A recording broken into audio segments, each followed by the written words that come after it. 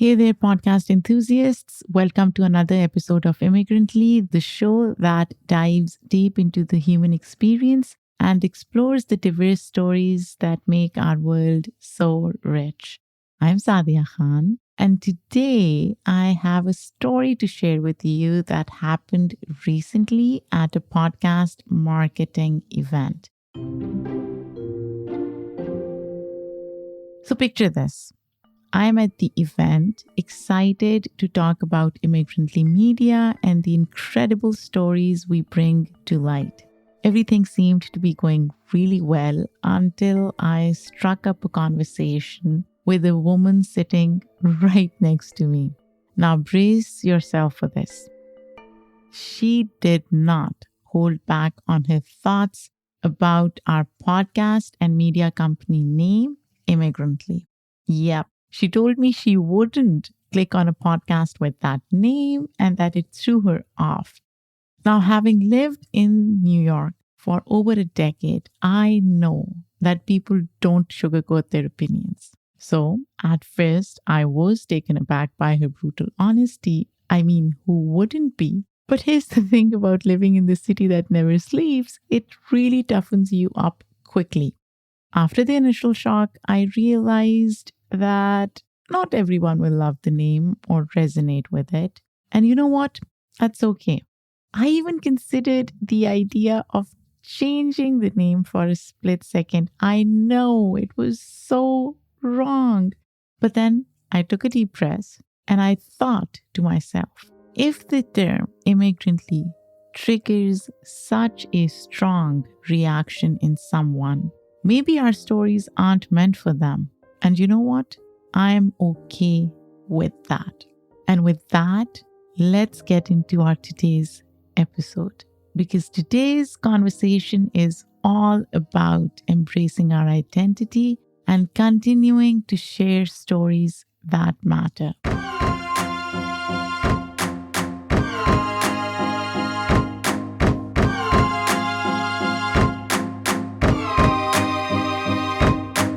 Jesus Diaz, also known as Chef Jesus, is a chef and TV personality. Born and raised in Caracas, Venezuela, Jesus immigrated to the United States in the year 2000. Since then, he's been slowly growing into the accomplished chef he is today. Since 2017, Chef Jesus has appeared on Despierta America, which translates to Wake Up America. Realmente Papá Diosito y la plataforma VIX me han dado la oportunidad de cumplir un sueño, realmente, porque es un programa perfecto, a la medida como lo quería, es un viaje, un programa Many de of viajes, you visitando may, in restaurantes, fact, be familiar with this Spanish language morning network. So keep an eye out for Chef Jesus if you haven't seen him already. Soon after starting, he became Despierta America's recurring resident chef. And even before that, in 2012, he opened his own sushi restaurant in Florida. If any Floridians are interested in checking it out, he'll be talking a little bit about it in the episode. So listen out for it.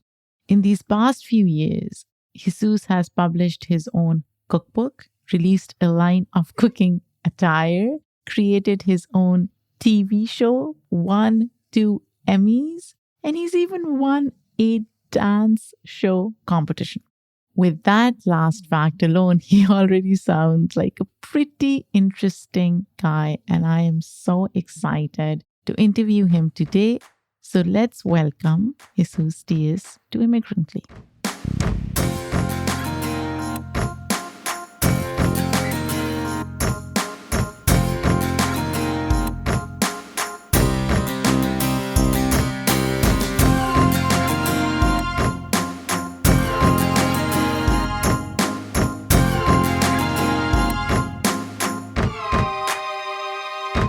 I am really excited to have you on Immigrantly. Thank you. I see something in the background and I'm trying to figure out where you are.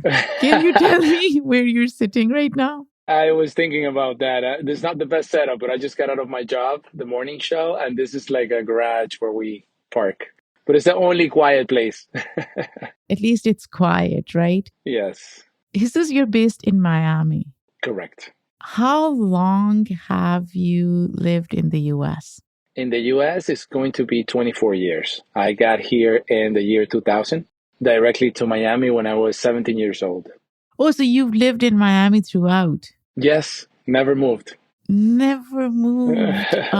So you must be in love with Miami then. I do. I love Miami for a few reasons. I mean, the first one is that we're close to Latin America.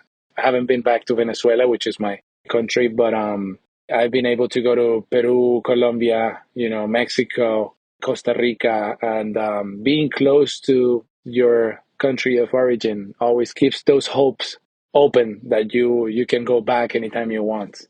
And obviously, I love the beach. Being from the Caribbean, I have to be in a warm weather city. I totally get it. I live in New York, and before that, we used to live in Denver, Colorado. And it was a trek going to Pakistan from Denver. So ever since we moved to New York, I feel like I'm closer to Pakistan. Yes, totally. Although it's like still, 16 hours flight. But Oh, wow. And I'm here complaining about 5. how often do you go back to Venezuela? Well, I haven't been back since 2001, and it's because obviously the government problems that we have. I was able to get political asylum when my parents came because I came alone with my brother.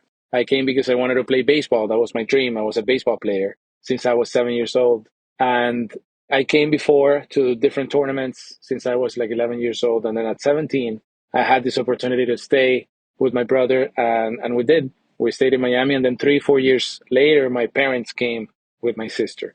So the only thing at that point that will give us, the status and be legal was political asylum, because already Venezuela was going through this, huge problem politically. I stayed a few months even without status, illegal, because I was under 21. My parents were able to also include me in that petition for a political asylum. So that's how, we got everything fixed. You have 2 kids, right? Correct. I have 2 girls. Do you hope to take them back to Venezuela? Absolutely. That's one of it's in my bucket list.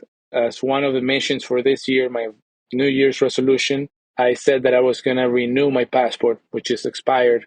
And I started the process. My brother just did it now a few months back, and I got really excited. So I'm going to try to do the same and hopefully take the girls soon.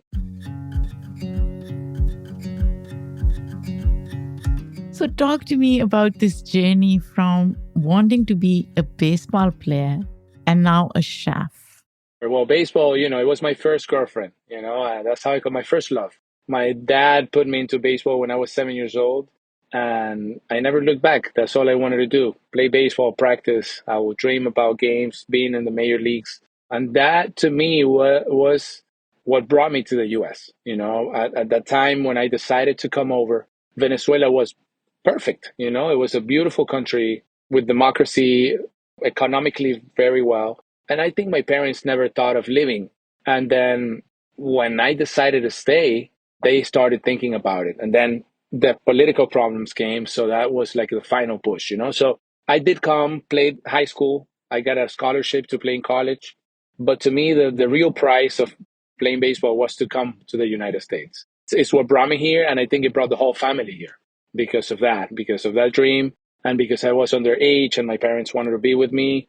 I'm the youngest of 3. So that was baseball. But then arriving to the US as an immigrant without the language, without status, not knowing many people, my first job was at a restaurant washing dishes.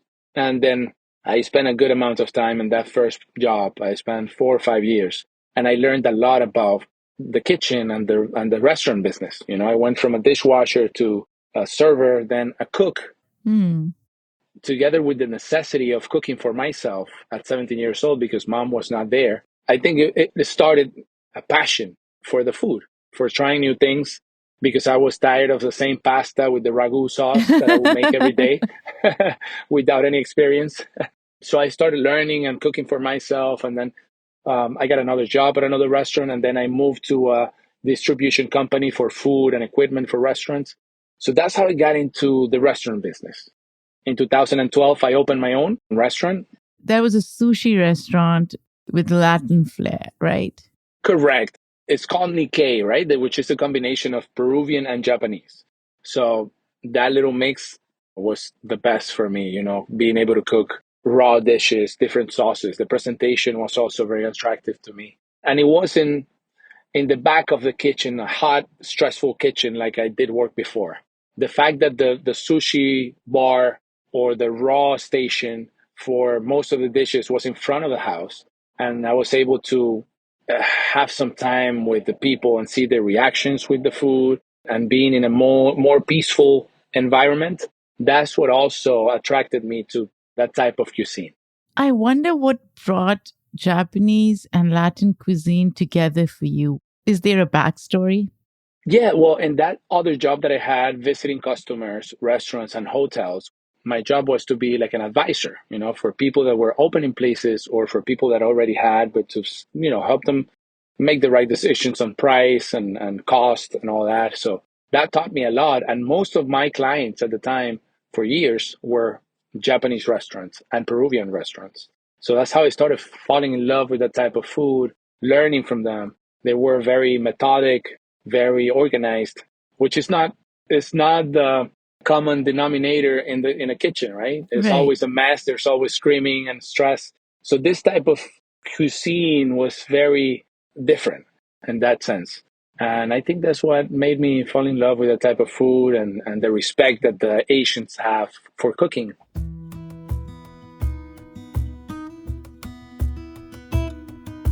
So I want to go back to your childhood and food. Now, food is such a great connector, right? It's an important factor in our cultures, our families, our stories. Is there a favorite food from childhood that you love? For me, the dish that I miss the most, made by my mother, who passed away a couple of years back, it was the empanadas. And the empanada, I know Argentinians make empanadas, Colombians make empanadas, but my mom will make these empanadas fried. It's fried with the same mix that we use for the arepa. The arepa is our national dish. It's made with corn flour. Very simple, just water, some salt, and oil. And you can make them fried or in the oven. The empanadas are made with the same dough. They have a filling, and then you fry them. My mom will make them with lentils and cheese. So to me, that was a little piece of heaven. She will dedicate so much time to the kitchen. We were, three brothers.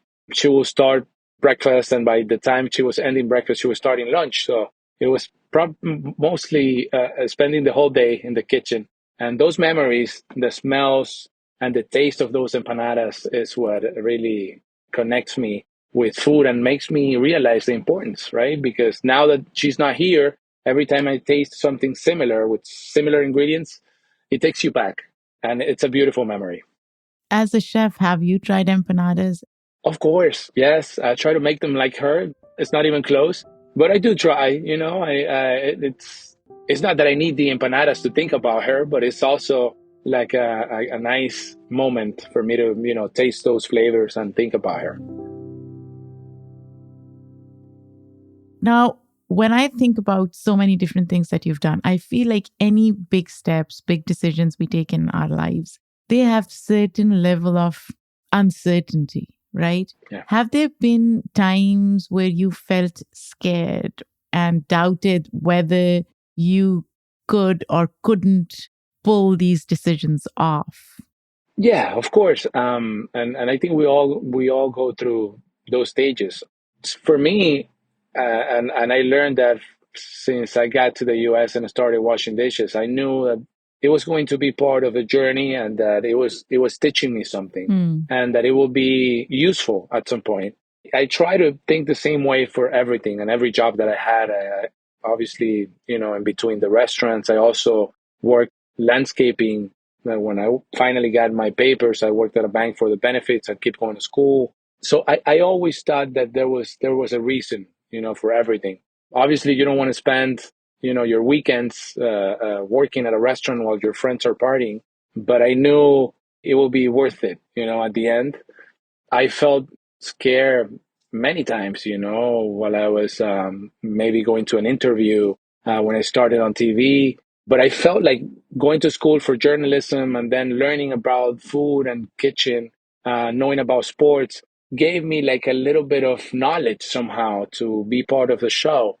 And I think that's what helps at the end, all the experiences that you have when you put all that together, it goes against those scary moments, right? Because you feel like you've done, many different things for any reason. You don't know why you do it at the moment, but then you start realizing, that everything was happening because it needed it to happen. That's how I see it now. And every time that something good happens, thank God, I think about that, I had to go through that so that I can enjoy now. How have some of your experiences from playing baseball crossed over into your creating a restaurant or a recipe for that matter? I was able to learn from baseball, the fact that I was a team player, and there was effort. There needed to be a lot of practicing to be able to perform. So the same way with the recipes and opening your own business, you need to keep trying, even when you fail, even when you don't get the results that you want to. You know that by practicing and keep trying, at some point you're going to get to that level that you need.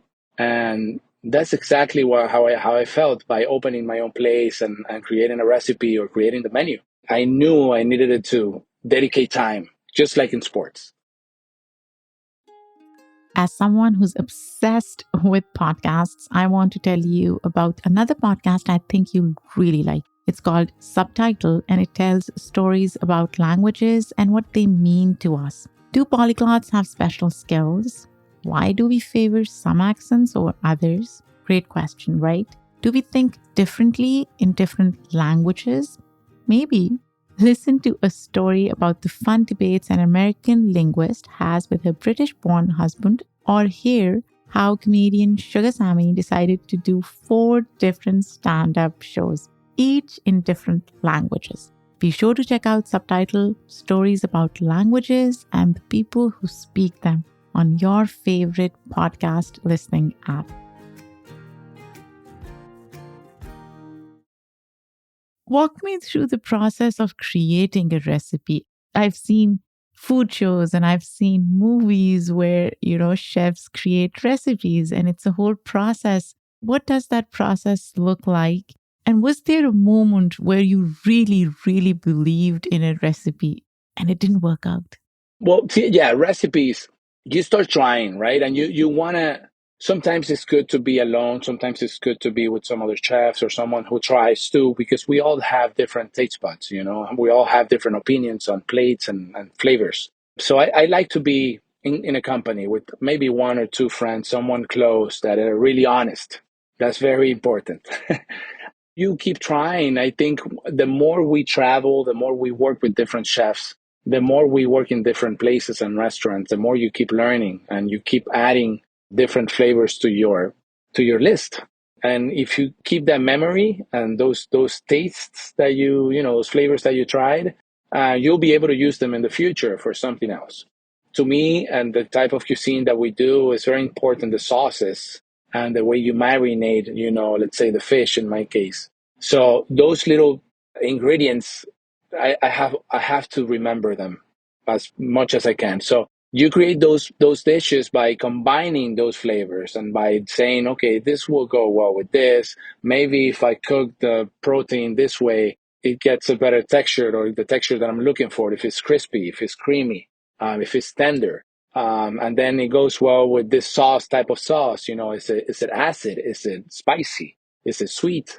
And then you start combining and trying. There's going to be a point where you're going to say, wow, this is it. This is good. So as you try, do you write it down? Yes, you write down the amount. It's very important so that you can make them again the exact same way. So was there a recipe disaster, something that you conceptualized, you thought it would turn out great, but then when you tasted it, you were like, oh, no way, am I serving this? Well, yes. I mean, sometimes you try things that don't go well together, or sometimes you even have to think about the process of making it. How long is it going to take me? You cannot get too passionate about it because there's going to be, if you're serving in a restaurant, It doesn't have to be a big, huge restaurant, but if you have 10, 12, 15 tables and you know you're going to get the same order 5, 6, 7 times, maybe in a rush hour you get a lot more. You got to know that you're going to be able to make the same exact dish and the same exact way quick enough, you know? So sometimes you get all passionate about cooking the fish this way and this sauce and then the marinating for hours. But is it practical? Are you going to be able to do it many, many times in the same day? So you have to think about those things too. What is an average duration or time that you're okay with? If it takes half an hour, the recipe is doable. If it takes an hour, no way. There's ways of minimizing the time, right? You do your prep, you have your sauce ready, you have, the companions ready, and you just focus on one thing, usually the main protein, what takes longer. But it shouldn't take more than 12, 15 minutes to have that dish ready because, you shouldn't have someone waiting from the time they put the order in to they receive it more than 20, 25. More than that is too long for someone waiting there for the plate. It should be able to be served on the table in 15, 20 minutes. I want to tell you about a headcount podcast I think you are going to love. Fake the Nation with Nagin Farsad is an excellent addition to my list of new podcasts that I'm obsessed with. You may know Nagin from her TED Talk, from NPR's Wait, Wait, Don't Tell Me, or her book, How to Make White People Laugh. On Fake the Nation, Nagin and a rotating cast of her funniest, smartest, and most politically astute friends, people like Samantha Bee, Neil deGrasse Tyson, Larry Wilmore, and so many more break down the news, make you laugh, think, and deliver a gut punch to humanity. Subscribe now so you don't miss another episode of Fake the Nation airing every Thursday. Find it on Spotify, Apple Podcasts, Pocket Casts, or wherever you listen to podcasts. Jesus, you worked with a lot of celebrities as well, right? Do you have an interesting anecdote or story that you can share with us? Well, they're all in the Hispanic market, but I know, at least, Jennifer Lopez, J-Lo went to the show. We made a cake for her. It was close to her birthday. That was an amazing experience. We had basketball player Shaquille O'Neal. He's huge, and we had to make a lot of food for him. So many people from sports, me as a baseball player, every time that a sports guy goes to the show, it's always exciting to me. And they're usually good eaters because they have to perform. So, I mean, it's been great, to be able to cook for them and at least, have them try your food it's always amazing. What is the most rewarding part of being a chef? When you see that expression, when it reminds them of something, it's very melancholic, it always takes you back somewhere. Your childhood, someone that you remember with love that is not present anymore. When you touch that little sense there, it's very gratifying, it's very, it feels very nice that through your food or through your recipe, you were able to take that person somewhere special. Has someone done that for you? Has there been a chef whose food you tried and it took you back to your childhood? Totally. I mean, there were dishes that my mom or my grandmother will make, from Venezuela. And I've tried some very good dishes at different restaurants from different chefs that take me back. And you appreciate that very much. That was well done. That's exactly what you look for when you're cooking for someone else as well. I'm always looking for good restaurants in New York. Can you suggest one or two restaurants that you really like in New York City? I'm going to suggest one that it was part of the show, Que Delicia El Sabor de America, that I just recorded this beginning of the year. We went to Brooklyn, a place that got a Michelin star and everything. It's Venezuelan cuisine, and it's called Casa Hora. Ask for Chef Ivo and tell him that I sent you. He's great food. He cooks with his mother. He worked in a French place, very high-end, and his mother was making just arepas and empanadas to sell door to door. But she had that taste. She had that mojo, and they got together and opened this place in Brooklyn, and it's been a hit. Oh my gosh, I'm going to try it this weekend, and I will report back to our listeners.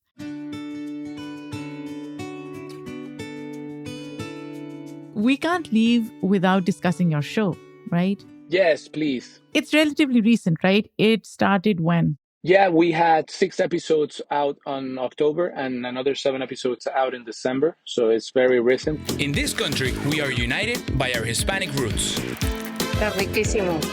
Each city reflects our culture Saben mejor que allá. and our identity. Cebolla, cilantro, salsa, aguacate. Let's explore together the unique flavors and seasonings that make us who we are Sin taquero no hay taco. and add spice to our soul. Venga a probar mi comida. The platform is called VIX. It's completely free. You have 13 episodes already done there. We went from the West Coast to the East Coast. We went to the center, Atlanta, Charlotte, Raleigh. And the West Coast, we did San Diego, Los Angeles, Long Beach. Then we went to Philly, New York, New Jersey. We did Miami and Orlando. So every city we visited, we found a lot of stories with very, very meaningful. Like this one that I just told you, New York, mother and son. We have some grandmothers very passionate about their old recipes and giving them now to their grandchildren so that they can keep going with the business. And very great stories from immigrants, all of them. And I realized that, we play a huge role in American cuisine. We start just like I did, washing dishes, but somehow we become the chefs at some point or the right hand of the chef. And we take pride of that. So let's first start with the title. What does it translate to in English? How delicious, the flavors of America. And how do you say the title? Qué delicia, el sabor de América. I love it. I wish I could say it like that, but I love it. Who came up with the name? We all did as a team. We obviously went through different options, but there were rights to it to get it available. But the whole production team and VIX, which is the platform, we had our options, and then we started narrowing down to this one. Tell me about the experience of creating the show. It was a huge experience to me, the best one I've had. I always wanted to travel, taste new food, and meet new people, new chefs. So that's exactly what we did. The experience of going around, learning about those different cultures, and being able to showcase what they do. We had Michelin stars, James Beard Awards, chefs, but we also had those mom and pops places where they also have a huge crowd and they are making a huge impact in the community. Some of them started, as I said, from the very bottom. Now they have 2, 3, 4 different locations. They're very beautiful stories. So if you had to choose a city with the best food, or at least the most memorable meal that you had on the show, which city wins and why? Wow. It's hard for me to pick just one, but I think obviously New York, LA, and Miami. I mean, they're all three. They have this mix of different cultures and flavors that makes them special. I was amazed by Philly too. They have a lot of character, but I'll say LA just because I love seafood. There's a lot of Asian cuisine and a lot of mixes with our Latin community, Mexicans. I think LA. In addition to LA, was there a city that surprised you where you weren't expecting great food, but you were pleasantly surprised? Yes, Charlotte was one. Charlotte was a place where I didn't expect that much. A lot of young people with very creative minds and wanting to work and giving it a shot. Charlotte was great. So you've traveled a lot through this show, right? And you've traveled otherwise as well. What have you discovered about you while traveling and exploring so many different places? Something that you were not fully aware of or was not part of your consciousness? Traveling, learning from different people, different cultures, tasting and seeing with your own eyes. There's nothing better than that for someone that is learning about food or trying to be a chef. Traveling, staying at different places and being there to experience the whole process and see how these people make it happen in their own businesses. It's everything. I wasn't expecting that much knowledge from this opportunity. Were you able to connect food with people? I see a lot of times, especially in the United States, people enjoy different cuisines, right? They will enjoy the culture, but they are unable to establish that connection between people and food. Totally. I mean, we are the ones who make the dishes, you know, and everything comes with a story, and it comes from a very special place, as you said, with memories and different moments that we already shared, and now we're trying to share with someone else so that they can even feel what we felt. There's totally a connection between food and people. It takes you different places, and you see that every time you go to a house, a visit, everybody, most of the time, they end up in the kitchen. Is there a story you can share with us? From the show, absolutely. Besides this one that I just mentioned in Brooklyn, Casa Hora, there was also another place in Houston, Texas, where, you know, there was a mother who didn't have three kids. She went back to 20 years back when she came to the US. Many times she had to share one taco, one between the three children and her husband. That's all they had. And today they own two different restaurants serving tacos for the community. I think to me that was one of the great stories we had. Jesus, in the end, if you were to describe America, the United States of America, in a word or a sentence, how would you do that? America, I have to describe it as a place of opportunities. Opportunities that many times we don't have in our own countries. You know, as much as we tried and want to stay in our country and our place with our people, we don't get those opportunities. So I think to describe America, it will have to be the place of the opportunities. Thank you so much. Is there a website people can go to and find your show, other stuff that you've done, restaurants? Totally. My website is www.chefjesus.com. My Instagram is also at Chef Jesus. Facebook and TikTok is the same. And, you know, I'm in the morning show from Monday to Fridays and Univision. And our show came out in VIX. It's a platform that is totally free. Qué delicia, El Sabor de América. Thank you so much, Chef Jesus. This was wonderful. Thank you, Sadia.